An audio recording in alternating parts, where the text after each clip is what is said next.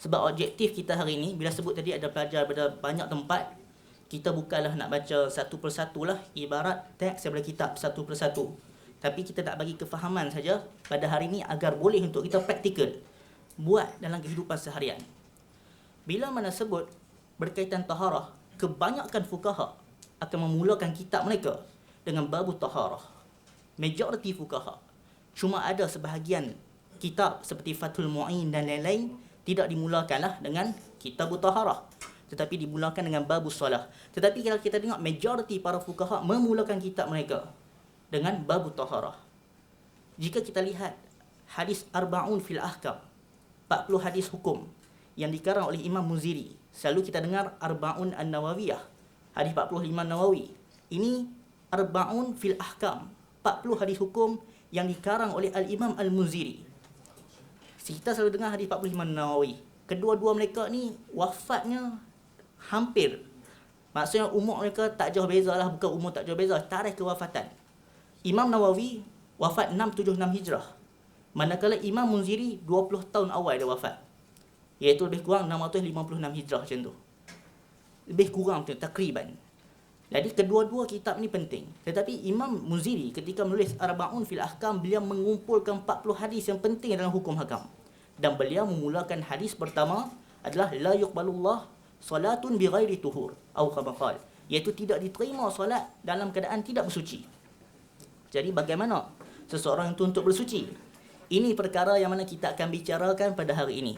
Sebab itulah kenapa para fuqaha memulakan kitab dengan kitab taharah pada kitab yang awal. Berdasarkan hadis yang kita sebutkan tadi, tidak diterima solat bighairi tuhur, kecuali dalam keadaan bersuci. Orang yang mana tak bersuci, maka solat dia tidak diterima. Sebab itulah penting untuk kita membahaskan perkara-perkara yang mana kita akan bicarakan ini. Pada sesi pertama, kita akan membicarakan ataupun membahaskan berkaitan bab berkaitan air. Kemudian kita akan membahaskan bab yang mana berkaitan dengan najis dan juga aksam, pembahagian-pembahagian jenis-jenis najis tersebut yang kita akan bicarakan. Mungkin ada yang pernah dengar, mungkin ada yang tidak pernah dengar. Sebab tu benda ni kita anggapkan sebelum kita nak mula, buang dulu jauh-jauh. Kita dah belajar dah benda ni kat sekolah, waktu sekolah dulu. Jangan kita ada perasaan seperti itu. Kalau kita ada beranggapan perasaan macam tu, banyak benda kita akan terlepas.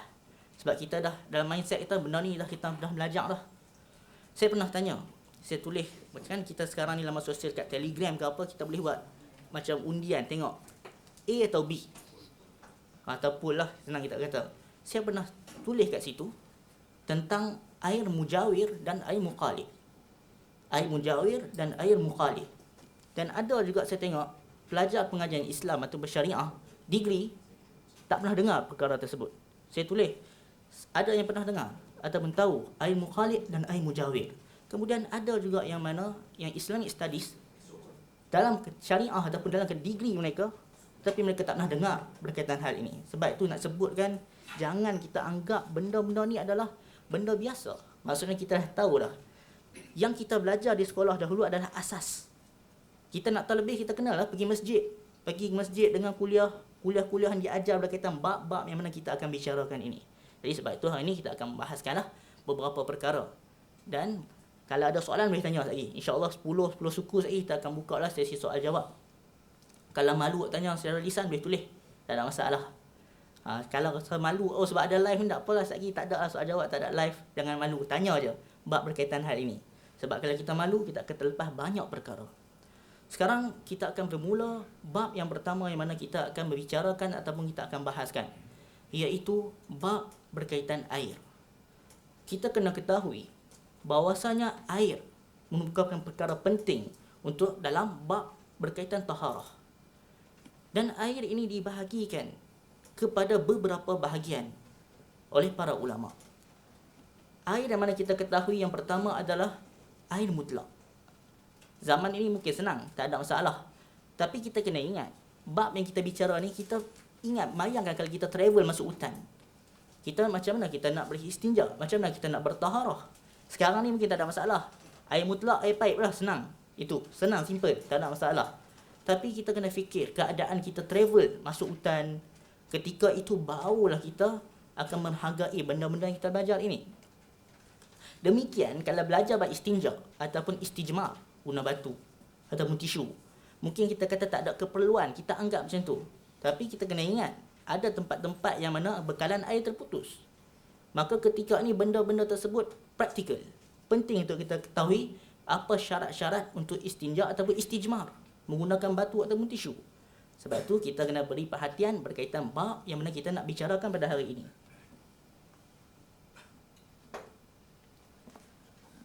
Kita akan mulakan, saya mungkin tak baca semualah. Dari sini kita ambil perkara-perkara yang mana yang penting saja. Bismillahirrahmanirrahim. La yasihu raf'ul hadasi wala izalatun najasi illa bima yusamma ma'an. Maksudnya adalah tidak sah untuk raf'ul hadas, untuk mengangkat hadas, ataupun wala izalatun najasi, dan juga tidak sah untuk menghilangkan najis, melainkan illa bima yusamma ma'an, melainkan dengan perkara yang dinamakan dengan air. Itu asas asalnya. Itu awalnya kita, kalau kita nak bertaharah, unsur elemen utama adalah air. Istinja kita akan bahas sebentar lagi. Ini kita ambil asas dulu. Istinja kita tak tepi dulu. Jadi air merupakan perkara yang penting. Disebutkan sini tidak sah untuk kita mengangkat hadas ataupun kita nak menghilangkan najis melainkan menggunakan perkara yang dinamakan air. Sebelum itu, kita kena bezakan antara raf'ul hadas, mengangkat hadas, dengan menghilangkan najis. Hadas dan najis berbeza dua-dua tu. Hadas benda lain, najis benda lain. Apa beza antara hadas dan najis? Simple. Hadas benda tu kita tak nampak. Contohnya dalam kalangan kita ni, mungkin ada yang mana berhadas, kita tak tahu. Ada yang bersuci, ada orang ada wuduk. Orang yang ada wuduk dia tidak berhadas. Orang yang mungkin dia kentut tadi ataupun dia pergi toilet, dia dalam keadaan berhadas. Jadi kita tahu tak orang sebelah kita ada hadas tak ada? Tak tahu. Jadi hadas simple je, kita tak mengetahui, tak nampak pada orang tersebut. Sebab itu beza kita kena ketahui hadas dan juga najis, dia ada asar kesan dia pada bab solat. Contoh, imam solat, dia tak ada wudu ataupun dia tak mandi junub. Benda ni memang pernah terjadi, subuh terutamanya. Imam, dia mungkin imam, dia berjunub, dia tak mandi.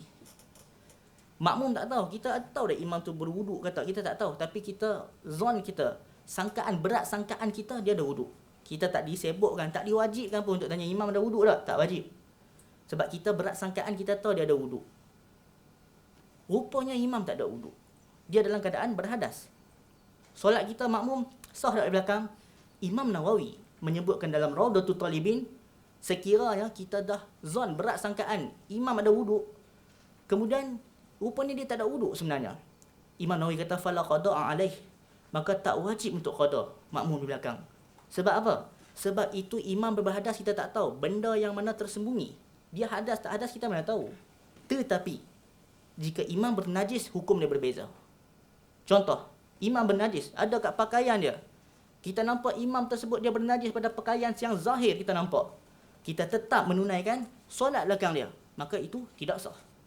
Nampak hukum berbeza antara hadas dan juga di antara najis. Sebab tu penting untuk kita bezakan apa itu hadas, apa itu najis. Sebab dia punya kesan hukumnya pada bab solat nanti. Sebab tu penting kita katakan berkaitan bab taharah ini. Jangan kita pandang benda enteng ataupun main-main. Jadi kesimpulannya, hadas benda yang kita dapat katakan kita tak nampak benda tu. Tetapi najis kita boleh nampak. Terutamanya contoh kat serban imam tu ke, ataupun dekat pakaian imam itu ada najis yang zahir, kita tetap ikut juga, maka itu tidak boleh. Itu perbezaan di antara hadas dan juga najis. Itu simple lah, kita nak tahu perkaitan perkara ini. Disebutkan adalah la yasihu raf'ul hadasi, tidak sah untuk kita mengangkat hadas. Raf'ul hadas, kita mengangkat hadas, maksudnya apa? Kita berwuduk lah. Kita berwuduk. Contoh, seseorang itu dia ada hadas kecil, dia nak raf'ul hadas, dia kena berwuduk. Seseorang itu dia berhadas besar, dia kena mandi junub. Kalau sakit macam mana? Itu seksi kedua sekali, tayamum. Bab tayamum sekali sesi kedua. Kalau orang yang mana sakit, ini dalam bab al-mashu ala jabair ataupun al-mashu ala jabirah, bab sapu di atas jabair ataupun jabirah, lasuh, plaster ke bandage ke, itu sekali sesi kedua sekali lah. Kita akan membicarakan berkaitan bab ini kalau waktu sakit. Sekarang waktu normal, bab berkaitan normal. Jadi medium bersuci yang utama adalah menggunakan air. Air pula dia ada beberapa pembahagian dan kategori. Kita katakan dia ada air mukhalid, dia ada juga air mujawir. Okey, kita tengok dulu. Fa in taghayyara ta'muhu aw launuhu aw rihuhu taghayyuran fahishan. Maksudnya sekiranya pada air tersebut taghayyar, maksudnya dia berubah, berlaku perubahan pada air tersebut, dan perubahan itu berlaku pada laun, pada warna air, ataupun pada bau dia, ataupun pada rasa dia, yang mana taghayyur itu fahishan, berubah teruk sangat. Contohnya ayak ni. Ayak ini, kalau kita tengok sekarang, kita masih lagi dapat berwuduk dengan dia. Tetapi kalau perubahan itu fahishan, fahish nampak berubah teruk sangat. Kita tengok pun dah tahu ni bukan ayak mineral ni ayak lain ni, dah berubah dah jadi warna lain. Maka itu kita tak boleh. Dia berlawanan dengan kalau dia taghayyur itu dia perubahan itu yang mana yasir, yang sikit. Contoh, kalau 3 titik, 4 titik ayak sirap masuk ni, berubah tak rasa benda ni? Tak. Ayak ni boleh guna lagi. Itu. Maksudnya kalau perubahan itu berlaku sikit, yang masuk tu pula bukan najis. Dia berbeza kalau masuk najis. Ini maksudnya bukan najis, air sirap bukan najis. Masuk 3-4 titik saja yang sirap yang mana tak berubah benda ni, maka boleh guna lagi ayak ni untuk berwuduk. Tetapi kalau dia masuk sampai berubah, itu tak boleh. Itu kita nak faham, kalau dia taghayyura fahishan, dia berubah teruk sangat. Contoh dalam ayak ni dia berubah terus dah, jadi warna lain dah, maka tak bolehlah berwuduk. Tapi kalau dia berubah sikit dah, 3-4 titik dah, tak berubah benda ni ayak ni kalau 3-4 titik, maka boleh lagi untuk digunakan sebagai untuk kita berwuduk ataupun untuk kita bertaharah, bersuci dengan dia. Itu berkaitan bab ni. Sekali tak saya nak bawa ni, nak bawa uncang teh hijau ke, nak buat contoh. Kalau masuk dalam ni dia berubah, itu dah tak boleh guna. Okey, itu siapalah lagi bab-bab yang lain ada berkaitan bab ni juga. Seterusnya, bihaisu la yusamma ma'an. Kalau perubahan itu berlaku teruk sangat sampai berubah, kita tak nama, kita tak katakanlah dia ayak mutlak, dia ayak lain lah, maka tak boleh. Ayak mutlak tu apa? Mutlak lawannya muqayyad. Mutlak tu maksudnya ini air lah, ayak, kita tak ayak. Kalau ayak tu dia muqayyad, dia diikat, kita kata ni ayak teh, maksudnya dia ada ikatan qaidul lazim, dia diikat dengan benda lain. Contohnya masuk dalam ni ayak sirap banyak berubah, kita panggil ayak mineral ke ayak sirap? Ayak sirap, dia ada kaitan qaidul lazim tu nama dia. Maka itu dia tak boleh dah digunakan untuk berwuduk. Ini kalau menurut mazhab Syafi'i. Mazhab Hanafi ada perbahasan panjang lah, kita tak nak bicarakan di dalam mazhab Hanafi dalam masalah ni, sebab mereka agak terbuka dalam masalah air, terutama dalam masalah kita sebutkan. Cuma kita tengok kalau menurut mazhab Syafi'i, kalau perubahan itu fahish, teruk sangat, berubah yang ni, tak panggil mineral lah, tak boleh lah. Dan kita pun janganlah berwuduk dengan ayak sirap. Pergi bersemut habis kita sembahyang, jadi imam pula. Janganlah berwuduk dengan ayak sirap, tak boleh macam tu. Dia berwuduk dengan ayak mutlak. Seterusnya, kalau kita tengok juga di sini, ada beberapa air yang mana dia boleh lagi digunakan walaupun kita nampak perubahan, berubah. Okey, ada beberapa air yang mana walaupun berubah, kita masih dapat guna lagi air yang tu. Contohnya disebutkan di sini. Antaranya adalah wala yadurru taghayyurun bimuksin. Tidak memudaratkan, maksudnya tak menghalang kita untuk bertaharah menggunakan air tu bimuksin. Bimuksin maksudnya kalau air tersebut dia kekal lama dalam bekas tertentu, dia berubah. Contoh, kita kat rumah kita ada, kat rumah orang dulu lah, orang lawa pun ada, dia simpan ayak dalam bekas, betul tak? Untuk spare kalau nanti tak ada ayak ke, dia spare. Ayak tu kalau simpan setahun dua, berubah tak? Berubah. Boleh guna tak ayak tu? Boleh guna. Sebutkan sebab tu disebut sini, wala yadurru taghayyurun bimuksin. Maka boleh untuk kita menggunakan ayak la yadur, maksudnya tak ada masalah, tidak memudaratkan, maksudnya bukanlah halangan untuk kita gunakan ayak yang berubah bimuksin, dengan disebabkan dia menetap yang lama. Maksudnya ayak tersebut dia berubah, dia macam ada keladak-keladak sikit, dia macam ada benda-benda sikit, benda tu. Maksudnya ayak tersebut boleh digunakan lagi. Sebab apa? Kenapa dia boleh untuk digunakan lagi? Kerana benda tu sukar untuk kita elak benda tu berlaku. Susah, kita mana boleh nak elak ataupun sukar. Kita simpan ayak 3-4 bulan untuk spare dalam tu. Tiba-tiba bila ayak tak ada, kita nak guna ayak tu tak boleh sebab tak elok. Maka kita katakan itu susah kita nak jaga bagi elok. Macam mana kita jaga ayak tu bagi elok? Benda tu sukar. Maka sebab tu air yang bimuksin, yang mana dia kekal dalam keadaan yang lama, dalam bekas tu setahun 2 tahun, maka itu masih boleh digunakan untuk bertaharah. Itu disebutkan oleh fuqaha Syafi'iyah. Kemudian disebutkan lagi wa turabin. Kalau air tu bercampur dengan air, bercampur dengan turab, tanah. Kalau tanah masuk sikit dia ada tanah, itu tak ada masalah perubahan dengan tanah. Wa tuhlub.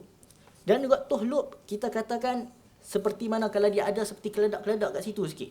Dia ada macam perubahan, ada tumbuhan-tumbuhan di situ. Itu juga dapat lagi untuk kita gunakan air tersebut. Kalau ada benda-benda yang mana kita sebutkan itu. Wa ma fi maqarrihi wa mamarrihi. Dan juga jika air tersebut pada maqar dan juga mamar, iaitu pada tempat kita katakan pada tempat saluran air, maqar dan mamar. Maqarrihi dan mamarrihi maksudnya tempat simpanan air dan juga tempat air lalu. Senang cerita, tangki air. Kotak sikit tangki air.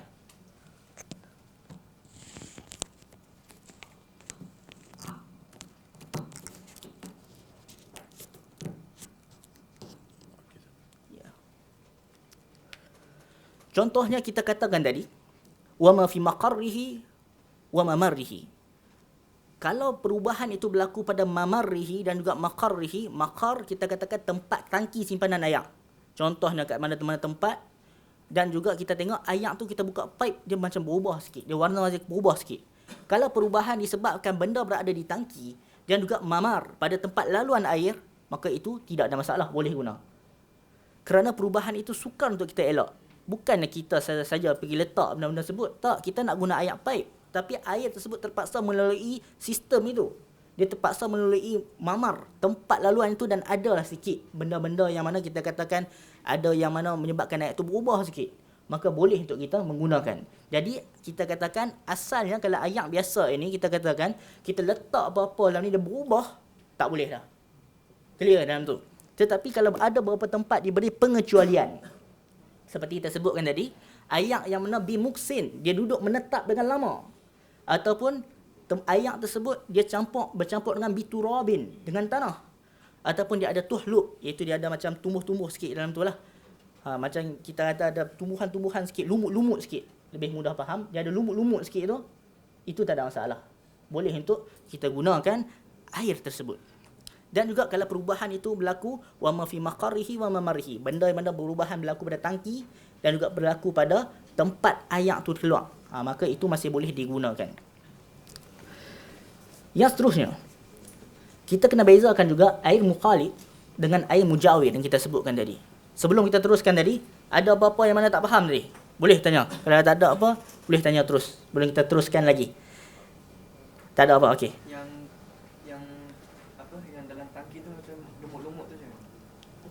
Dalam tangki itu seperti mana kita katakan, contoh kalau kita buka air dia macam ada warna macam warna karat sikit tu, itu masih boleh digunakan lagi benda tersebut.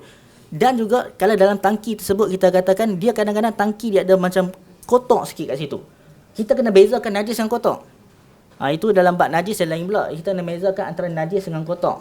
Kalau najis tu apa? Najis tu kita katakan dia ada najis tertentu lah, tapi kotoran, bukan semua kotoran benda tersebut kita tak boleh bergunakan untuk berwuduk. Contoh, tuhluk, itu lumut. Setengah orang dia anggap kotor, setengah orang dia anggap tak kotor. Disebutkan tadi tuhluk, kalau ada tuhluk, ada lumut sikit yang tumbuh di situ, maka boleh untuk kita gunakan berwuduk. Sebab itu kita kena bezakan antara najis dan kotor. Jadi kalau benda tu nampak kotor bagi sebahagian orang, tetapi hakikatnya dari segi syarak menganggap dia sebagai bukan najis. Sebab tu kita kena bezakan antara dua ni. Jadi kalau kita tengok dalam tangki tersebut ada lumut-lumut, dia keluar sikit lumut-lumut itu, maka itu masih lagi kita dapat berwuduk menggunakan air yang ada dalam tangki tersebut. Okey. Sekarang kita akan pergi kepada air mujawir dan mukhalid yang mana kita sebutkan tadi. Saya kelak nak jalan, tapi saya kesian kat dulu kamera lah. Sekali saya jalan sekali dia nak kena ubah kamera tu pula Susah dah, tak apa, saya duduk sini dah lah. Okey. Berkaitan yang seterusnya air mukhalid dan juga mujawir. Apa perbezaan di antara kedua ini? Iaitu air mukhalid dan juga mujawir. Yang pertama adalah la yumkin fasluhu. Kalau air mukhalid adalah kita tak boleh sukar untuk fasluhu, memisahkan benda yang masuk dalam air tersebut. Contohnya,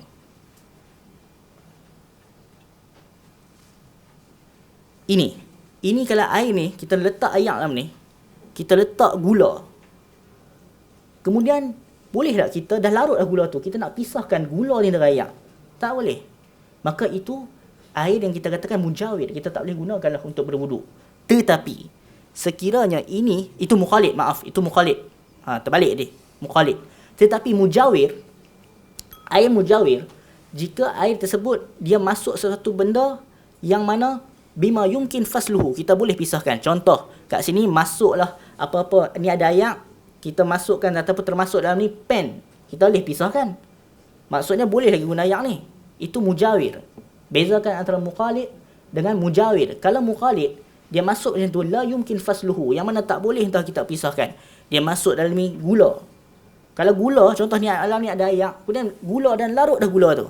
Macam mana kita nak pisahkan air tersebut dengan gula? Tak boleh. Maka itu nama dia mukhalid. Ini tak boleh dah berwuduk lah, dah jadi air gula. Tetapi mujawir. Mujawir kita sebutkan, bila mana dia ada benda yang masuk, yang mana bima yumkin fasluhu, boleh untuk kita pisahkan. Masuk pen dalam ni air. Masuk pen, kita boleh ambil keluar. Disebutkan juga, kalau masuk benda-benda yang mana, seperti mana minyak boleh pisahkan. Minyak kita tahu ada beza dengan air. Dia boleh pisahkan, minyak boleh pisahkan. Jadi sebab itu perbezaan antara mukhalid dan juga mujawir. Dan juga kita katakan seperti mana daun yang jatuh. Kalau kita tengok kan air kat kolam, mana-mana kolam kan, daun yang jatuh. Kita boleh lagi berwuduk dalam air tu. Kita ambil lah daun tu buat keluar, tak ada masalah. Jadi kita dapat berwuduk dengan benda-benda yang mana kita sebutkan tadi. Okey. Yang seterusnya, kita pergi pula kepada pembahagian air-air yang mana yang makruh ataupun sebaliknya. Yang tadi kita bicarakan tentang air mutlak. Maksudnya air-air yang boleh digunakan untuk berwuduk. Jadi simple. Boleh katakan banyak air yang kita ada kat sekeliling kita boleh berwuduk sebenarnya. Boleh berwuduk. Tambahan pula sekarang ni ada air pipe, lagi senang. Yang kita sebutkan ni, kenapa kita sebutkan perbahasan klasik? Sebab mungkin kalau kita masuk hutan ke travel kat mana-mana, senang untuk kita praktikal. Sebab itu penting untuk kita mengetahui perbahasan klasik dan juga perbahasan moden. Sebab kita nak ambil kedua-duanya untuk praktikal dalam kehidupan seharian kita. Jadi kita dah tahu dah perbezaan antara air mujawir dengan mukhalid. Air mujawir adalah yang mana yang boleh kita pisahkan. Adapun air mukhalid adalah la yumkin fasluhu, yang mana tak boleh untuk kita pisahkan. Itu air mukhalid. Perbezaan antara kedua-dua itu. Yang seterusnya, bila kita sebutkan juga tadi, mungkin ada yang bertanya, macam mana dengan air kolam? Air kolam yang mana bercampur klorin. Bukan boleh mandi tak? Kita tanya, boleh tak kita bertaharah dengan air tersebut? Mandi pun tak ada masalah. Kita kena bezakan air klorin dengan air bercampur klorin. Itu dua benda berbeza. Air klorin kita tahu lah, kalau ada botol yang kita beli, kita ada aquarium kat rumah, kita tuang klorin. Itu air klorin. Ini air bercampur klorin. Kalau air bercampur klorin, contoh macam kita tengok dekat swimming pool, tak ada masalah, boleh guna. Sebab apa? Sebab kita masih panggil dia air lagi. Dia berbeza dengan air klorin betul-betul. Kita kena fahamkan benda ini. Kalau air klorin tu memang tak boleh dah lah. Contohnya kita letak dalam ni klorin semuanya. Maka tak boleh dah guna klorin tu. Kita tak boleh wuduk. Tetapi kalau air dalam kolam yang bercampur klorin, itu kita masih guna. Boleh guna sebab apa? Sebab dia masih lagi disebut sebagai air. Kita sebut dia, kita kata air kolam ke air klorin dalam tu? Air kolam. Bukan kita kata air klorin dalam tu. Contoh lain. Air yang mana kejatuhan sabun sikit dalam tu. Contoh, kita ada tak mandi. Tak mandi tersebut, kalau orang nak berjunub, dia nak mandi junub, mandi wajib, boleh dalam tu. Dia selamkan badan dia, maka terangkat hadas dia. Tetapi, bagaimana sekiranya sabun jatuh dalam tak mandi tersebut? Kita tengok keadaan. Kalau jatuh tu sikit, kita ambil balik, tak ada masalah lah. Maksudnya, dia masih kita kata air. Tetapi, kalau dia jadi sabun berbuih lah, macam orang nak mandi tu, kita panggil dia air ke air sabun? Air sabun. Maka dia ada qaid dah. Maka sebab tu kita katakan dia ada bezakan air sabun dengan air yang masuk sabun sikit je. Tapi kita masih panggil dia air biasa ni.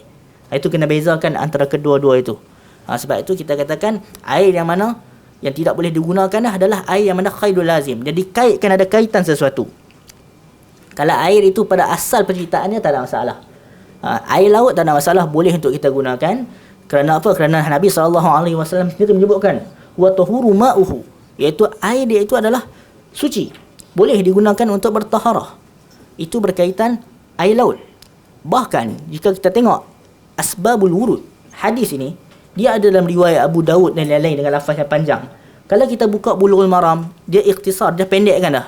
Dia tak ada pun sababul wurud dia. Dia terus sebut lafaz hadis daripada sahabat riwayatkan terus lafaz hadis. Tetapi kalau kita buka Sunan Abi Daud dan lain-lain, dia panjang hadis tu.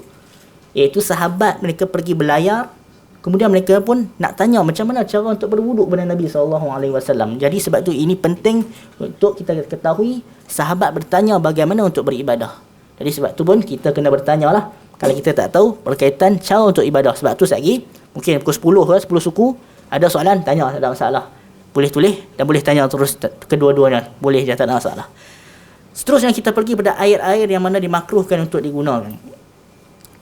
Soalan berkaitan air yang makruh untuk digunakan. Minggu lepas saya kuliah dekat Kuala Perlis, soalan ni pun Exco Kerahnian Kuit pun ada tanya saya berkaitan apa tu air musyammas. Jadi hari ni kita bicarakan sedikit. Faslun, fasal. Bila kita sebut kitab-kitab fiqh dia sebut faslun, apa maksud faslun? Kalau bahasa Melayu fasal. Faslun tu maksudnya al-hajiz baina syai'ain. Itu maksudnya dia seperti tembok dinding yang membezakan antara satu perbahasan dengan perbahasan yang lain. Sebab tu kalau kita tengok bahasa Melayu nak masuk bab baru dia ada fasal. Jadi itu maksud faslun. Kita Arab pun ada faslun. Maksudnya al-hajiz baina syai'ain. Dia membezakan di antara kedua-dua perkara yang berbeza nak bicarakan. Maksudnya masuk topik lain. Yukrahu syadidus suqunati. Iaitu maksudnya dimakruhkan untuk berwuduk ataupun bertaharah menggunakan air yang mana bersangatan panas. Kita kena ingat dia ada dua hukum berkaitan hal ini. Air yang mana panas ni kita guna wuduk ada dua. Yang pertama makruh, yang kedua haram. Macam mana cara dia? Kita pergi yang haram. Yang haram adalah sekiranya kita guna air tu melecok tangan. Ini bukan air musyammas. Ini bukan air musyammas lagi. Air musyammas tak tepi dulu. Ini air yang lain. Air musyammas itu dia berbeza dengan air yang kita sebutkan ni. Sebab air musyammas dia ada syarat tertentu. Air yang kita sebutkan ni adalah air yang mana yang bersangatan panas. Kalau air tu kita guna sampai melecok, itu haram. Tetapi kalau kita berwuduk guna air panas, biasa saja, yukrah, makruh. Sebab apa? Para fuqaha memakruhkan menggunakan air panas untuk berwuduk. Kerana liman akhil isba', sebab dia menghalang kita untuk isbagul wuduk, untuk kita sempurnakan wuduk. Bayangkan kalau kita ambil wuduk dari air panas, kita akan buat macam mana? Kita nak wuduk betul-betul kan, kita pun sikit-sikit dah ambil. Sikit-sikit dah kita nak ambil. Sebab kita takut ataupun tak sampai 3. Kita ambil sekali ataupun 2 kali. Sebab panas air tu. Jadi sebab tu para fuqaha memakruhkan menggunakan air yang mana syadidus suqunah, yang mana bersangatan panas. Tapi kalau panas sampai melecok, dia bertukar jadi haram. Kalau panas sampai melecok, dia bertukar jadi haram. Yang kita katakan panas yang mana kita dapat faham lah zaman sekarang ni panas macam mana macam tu. Tapi ini bukan ayat musyammas. Kita kena bezakan. Ayat musyammas lain. Ayat musyammas tak tepi tu. Okey, jadi ayat pertama yang makruh adalah air yang bersangatan panas. Yang kedua adalah wasyadidul burudah. Bersangatan sejuk pula. Air yang sangat sejuk.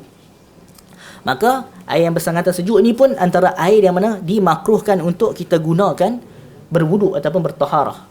Sebab apa? Kalau sejuk pun bayang sudah-sudahlah. Kita tengok kalau kita sejuk, air sejuk pun sakut kita. Maksudnya kita berseria-seria nak ambil macam cerita Piramli tu sejuk. Ambil ujung-ujung je. Maka kita tak dapat nak isbagul wuduk, nak sempurnakan wuduk. Sebab tu air yang bersangatan sejuk pun dimakruhkan untuk menggunakan air tersebut. Okey, settle yang ni. Bila kita kata makruh, dia sah berwuduk dengan benda tu. Cuma dia makruh saja. Boleh untuk berwuduk tapi sah. Sekarang baru kita akan sampai kepada air musyammas. Ataupun setengah kitab menyebutkan mutasyammis. Apa tu air musyammas? Air musyammas adalah air yang mana, senang cerita sebelum kita pergi, air itu kat Malaysia ni susah lah nak ada.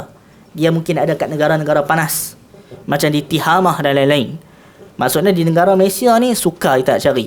Di negara-negara yang mana tak panas sangat sukar. Sebab air musyammas ni, syarat dia adalah dia panas di negara yang mana cuaca dia panas. Dikatakan sehingga kalau 50 Celsius dan ke atas. Malaysia tak ada lah benda tu. Nah, jadi yang pertama ayat tu adalah panas matahari. Dia kena panas matahari, ayat musyammas ataupun disebut mutasyammis. Dia bukanlah panas kita panaskan water heater tu kan. Dia panas memang panas matahari. Itu ayat musyammas.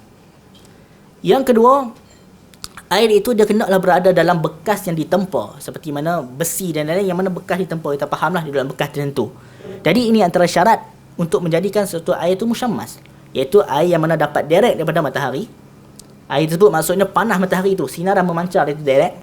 Yang seterusnya adalah disebabkan kerana apa? Disebabkan dia berada dalam bekas yang ditempa, bekas besi.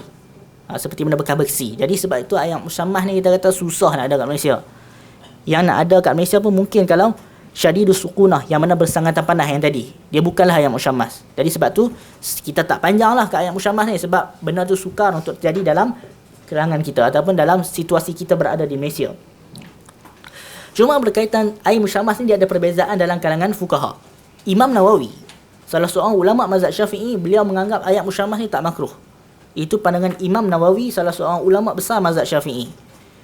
Imam Syafi'i pula memakruhkan ayat musyammas seperti dinukilkan oleh Al-Ghazali, Imam Ghazali, kerana min jihati tib, daripada sudut kesihatan. Kerana Imam Syafi'i mengatakan kalau guna ayat musyammas dia ada penyakit lah, ayat daripada matahari, duduk pula dalam bekas besi, mungkin ada penyakit tertentu. Jadi Imam Syafi'i memakruhkan min jihati tib, dari sudut perubatan, dari sudut kita katakan kesihatan. Itu kenapa Imam Syafi'i memakruhkan. Tetapi Imam Nawawi, ulama mazhab Syafi'i, bila cenderung tidak makruh. Ini ikhtilaf, perbezaan lah dalam kalangan ahli ilmu. Tapi kalau kita kena tengoklah bagaimana kajian pada hari ini tentang ayat musyammas ni. Adakah dia ada mudarat ataupun sebaliknya, itu kena tengok kepada kajian-kajian yang mana yang dibuat.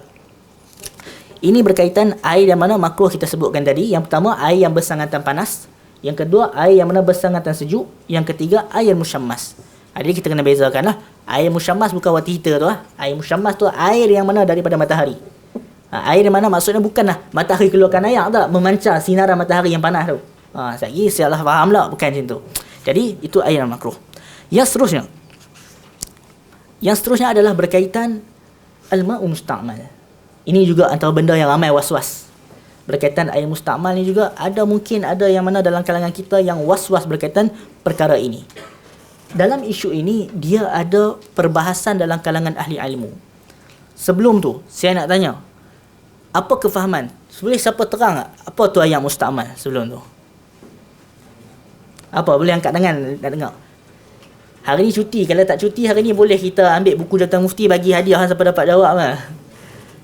Air yang telah digunakan untuk suci. Okey. Air, soal jawapan pertama disebutkan air yang digunakan untuk bersuci. Ada lagi jawapan lain? Air yang telah digunakan untuk bersuci dan kurang daripada 2 kolah. Okey, jawapan kedua, air yang telah digunakan bersuci dan kurang 2 kolah. Ada jawapan lain lagi? Yang mana? Ini dua-dua student quick. Student tempat lain memang tak ada wakil. Okey, ada.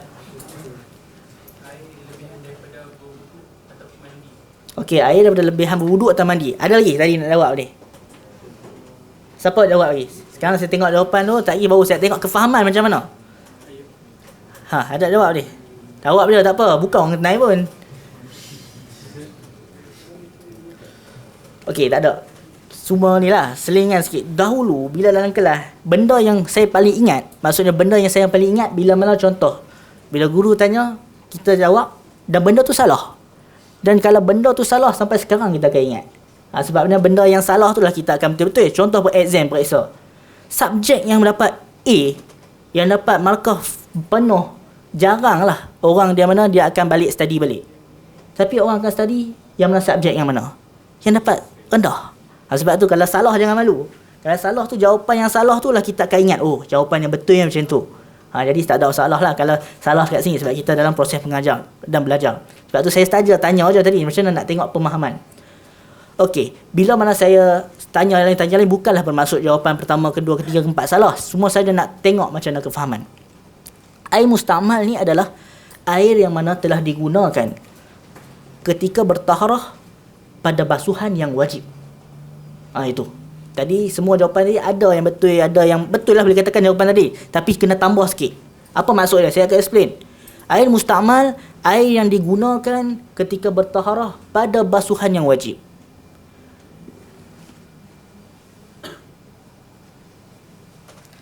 Apa maksud dia di sini?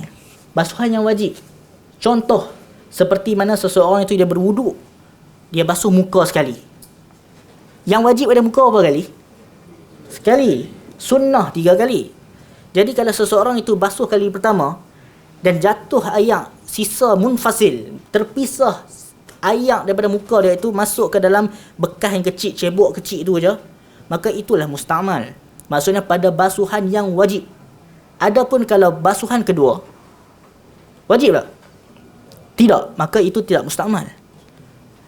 Jadi, okey, saya buat contoh lah. Ini ada banyak variasi pandangan lah. Sekejap lagi kita akan sebutkan pandangan-pandangan yang lain. Mungkin sekejap lagi bab ni ada ramai yang was-was, tak ada masalah. Sebab antara bab yang mana paling banyak was-was, kalau bab solat, orang akan was-was dalam bab apa? Bab takbiratul ihram. Dalam bab najis. Dalam bab berkaitan wuduk, orang akan was-was berkaitan niat dan juga ayat musta'mal. Jadi hari ini kita sebut sikit lah berkaitan air musta'mal ini. Air musta'mal, kalau kita tengok dalam sebutkan dalam mula takrif, saya tengok ni dalam Minhajul Talibin dan juga disebutkan dalam Kanzur Raghibin. Kanzur Raghibin adalah syarah kepada Minhajul Talibin oleh Imam Mahalli. Imam Mahalli seorang ulama mazhab Syafi'i, dia karang sebuah kitab Kanzur Raghibin yang mana mensyarahkan Minhajul Talibin oleh Imam Nawawi. Kita nak sebutkan apa di sini. Wal musta'malu fi fardi taharati anil hadasi li ghaslatil ula fihi. Ini cetakan ni salah sikit tak betul ni. Maksudnya adalah musta'mal itu adalah yang mana digunakan pada fi fardi taharah, pada basuhan yang mana yang wajib. Maksudnya basuhan yang sunat tak dikira. Ini teks ini dia ada tak betul sikit ni. Nanti saya kena semak lain. Maka dia adalah digunakan pada basuhan yang fardu. Macam kita sebutkan tadi. Pada basuhan yang fardu adalah basuhan yang pertama. Adapun basuhan kedua tidak. Dia tidak menjadi musta'mal hukumnya. Contoh lain. Kalau orang yang mana dia mandi ketika hari Jumaat. Dia mandi waktu hari Jumaat, kemudian sisa air badan dia masuk dalam timba. Musta'mal lah air tu? Tidak. Sebab apa? Sebab dia bukan mandi yang wajib. Dia mandi sunnah. Kerana mandi pada hari Jumaat adalah ia sunnah. Cuma ada perbahasan. Kita akan sebut lagi seksi kedua hukum mandi pada hari Jumaat. Sebab ada fuqaha yang mengatakan wajib, ada mengatakan majoriti mengatakan sunnah. Jadi macam mana kita nak memahami benda ni? Jadi kesimpulan yang kita katakan, air musta'mal, air yang mana digunakan fi fardi taharah, pada basuhan yang fardu dalam bertaharah. Jadi itu yang mana dikatakan musta'mal. Adapun basuhan kedua, contoh basuh muka kali kedua jatuh, itu tidak dihukum sebagai musta'mal. Ataupun kita basuh tangan kali kedua, itu tidak dihukum sebagai musta'mal. Dia basuhan pertama. Sebab yang wajibnya basuhan pertama. Yang seterusnya adalah berkaitan, kita akan sebutkan juga bila mana seseorang itu dia telah menjadikan ayat tu musta'mal. Maksudnya dia wuduk, sisa tu jatuh dalam bekas, ayat tu di musta'mal. Boleh tak berwuduk dengan ayat musta'mal tersebut? Berwuduk menggunakan ayat musta'mal kalau di sisi mazhab Syafi'i tidak boleh. Disebutkan di sini, ada variasi pandangan, kita akan sebut juga pandangan lain lagi. Yang pertama dalam mazhab Syafi'i disebutkan la tasihhu taharatu bil ma'il musta'mali. Maksudnya tidak sah untuk bertaharah, bersuci, mandi junub ke, untuk wuduk ke, bil ma'il musta'mal, dengan air musta'mal. Pandangan pertama mengatakan tidak sah. Jadi pandangan pertama tidak sah jika berwuduk ataupun bertaharah menggunakan air musta'mal. Maka tidak sah. Itu pandangan pertama. Sebab apa? Hal ini kerana air tersebut dia telah digunakan untuk melakukan ibadah. Maksudnya untuk raf'ul hadas, digunakan untuk mengangkat hadas. Maka tidak boleh diulang lagi air tersebut. Cuma sekiranya air tersebut dia dikumpulkan, air musta'mal tu, air yang mana kita kumpulkan ayat musta'mal tu, dia jadi dua kullatain, maka air tersebut jadi suci balik. Maka air tersebut menjadi suci balik. Sebab apa saya akan sebutkan juga sekali dua-dua pandangan? Sebab untuk mengelakkan was-was lah benda ni. Janganlah was-was ketika wuduk. Itu yang pertama, ayat musta'mal adalah air yang digunakan pada basuhan yang wajib. Yang kedua, air musta'mal adalah air yang mana dia munfasil, terpisah pada badan. Ini bermakna kalau kita berwuduk, selagi kita gosok-gosok tangan itu, dia tak dia musta'mal selagi tak berpisah. Maksudnya kita basuh tangan, gosok tangan kita, tak kisahlah 1000 kali pun, dia tetap tak dia musta'mal. Sebab apa? Syarat kedua dia kena munfasil, terpisah. Jadi syarat pertama ayat musta'mal, dia basuhan yang wajib. Iaitu basuhan pertama pada muka, basuhan kedua pada tangan, dan juga sapuan pertama pada kepala, dan juga basuhan pertama pada kaki. Dan juga pada mandi junub. Itu kalau terpisah pada badan, maka dia jadi musta'mal. Yang kedua adalah dia terpisah pada badan, munfasil. Kalau selagi ada kat badan, tak jadi musta'mal. Jangan was-was. Selalu orang was-was waktu apa? Waktu basuh tangan, basuh muka, saya kata air dia terkeluar sikit ke apa, tak. Selagi kita katakan air itu dia masih berada pada kawasan muka ataupun tangan, kita tak lepas lagi, maksud air tu tak bercerai lagi dengan badan kita, maka itu masih boleh digunakan. Dia bukan musta'mal. Itu syarat yang kita sebutkan. Yang ketiga, ayat musta'mal itu adalah air yang mana jatuh dalam kullah yang mana duna qullatain, yang kurang 2 qullah. Contohnya kurang 2 qullah ni ada ukuran tertentu lah. Ada berbeza ukuran. Tetapi kita senang faham kalau dia cebok kecil tu memang bukan 2 qullah lah, macam kita pergi masjid kan. Kita ambil gayung tu yang kecil. Kita berwuduk. Basuhan yang kita jatuh dalam tu, maka menurut mazhab Syafi'i, basuhan pertama kita jatuh, air dalam gayung tu jadi mustakmal, tak boleh digunakan menurut mazhab Syafi'i. Tetapi mazhab Maliki boleh, tak ada masalah lah. Mazhab Maliki boleh untuk menggunakan. Cuma dalam mazhab Maliki ada perbahasan makruh atau tak lah menggunakan air mustakmal ini. Okey, saya ulang balik. Ataupun saya tanya lah senang. Contohnya seseorang, soalan ni saya pernah buat soalan periksa tentang air mustakmal. Seseorang dia berwuduk, dia basuh tangan dia. Dia basuh tangan, pada basuhan yang kedua pada tangan, air tu jatuh pada baldi sikit kecil ni. Mustakmal atau tidak air tersebut? Tidak. Air itu tidak mustakmal menurut pandangan yang asah dalam mazhab Syafi'i. Jadi itu tidak mustakmal. Sebabnya dalam mazhab Syafi'i juga ada jugalah wajah ataupun pandangan yang mana menyebutkan walaupun pada basuhan sunat pun jadi mustakmal. Ada juga macam tu, tapi itu bukan pandangan yang asah. Pandangan yang asah menurut mazhab Syafi'i seperti disebutkan dalam Minhajut Talibin adalah dia tak ada mustakmal kalau kena yang kedua dan ketiga. Contohnya basuhan kedua ketiga tak ada mustakmal. Jadi jangan was-was lah. Contohnya dia basuh wuduk yang kedua jatuh. Dia kata mustakmal ni tak. Menurut pandangan yang asal mazhab Syafi'i tak mustakmal kalau basuhan kedua dan ketiga. Dia mustakmal hanya pandangan anda basuhan pertama.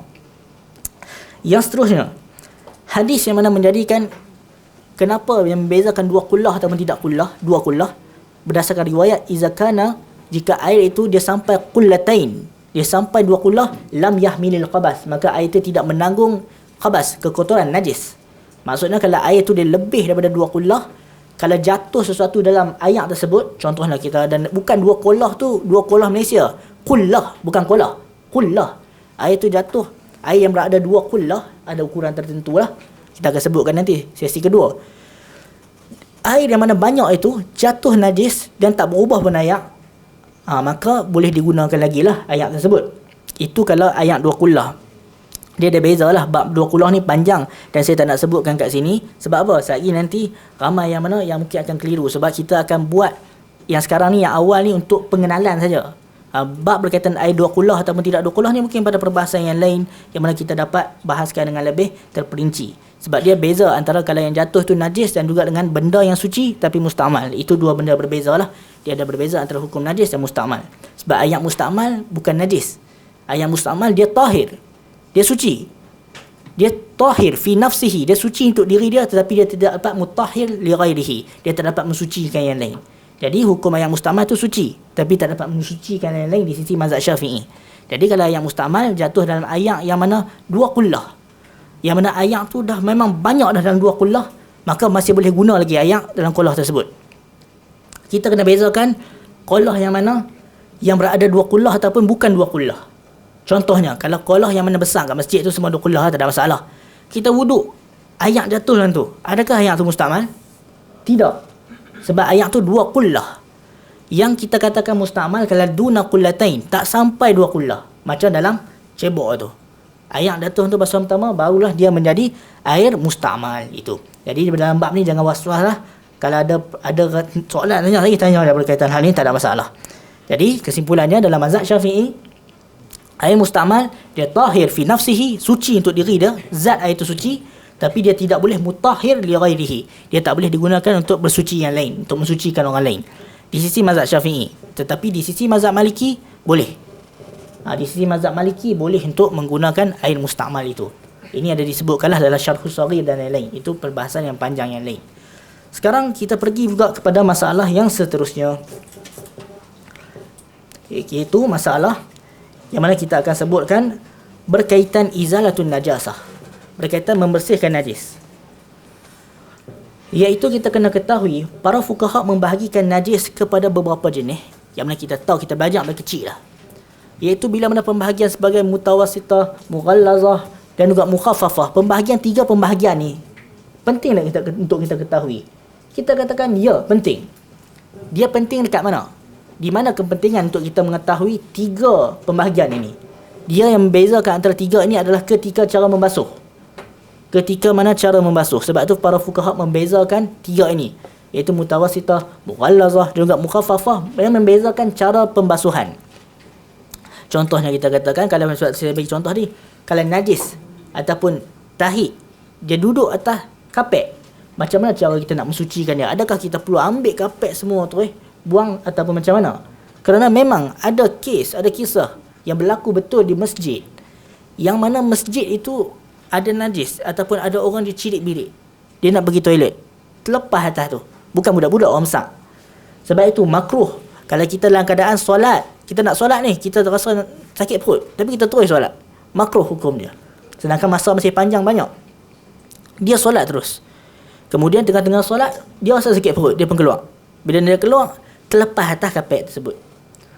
Kemudian ada tempat yang mana dia pergunting kapet tersebut yang najis tersebut. Mungkin sebab geli kot nak basuh lah. Kapet ni mahal, belas ribu, puluh ribu, bukan murah. Kapet ni harganya mahal, tapi sebab AJK masjid dia gunting kawasan yang mana yang ada najis tersebut. Jadi nampak pelik dia gunting macam tu. Akhirnya nanti mereka pun gantilah kapet baru lah, sekarang tak ada masalah. Cuma nak cakapnya, kalau bab macam tu, penting untuk kita tahu dalam masalah izalatun najasah, menghilangkan najis. Kalau kita belajar cara menghilangkan najis macam mana, maka simple. Kita akan dapat mengetahui dengan baik bagaimana cara yang mana kita untuk lakukan perkara ini. InsyaAllah, itu kita sambung pada sesi kedua lah. Sekarang, untuk sesi pertama ini, kita stop sampai sini dulu. Kita akan sambung pada sesi soal jawab. Assalamualaikum warahmatullahi wabarakatuh.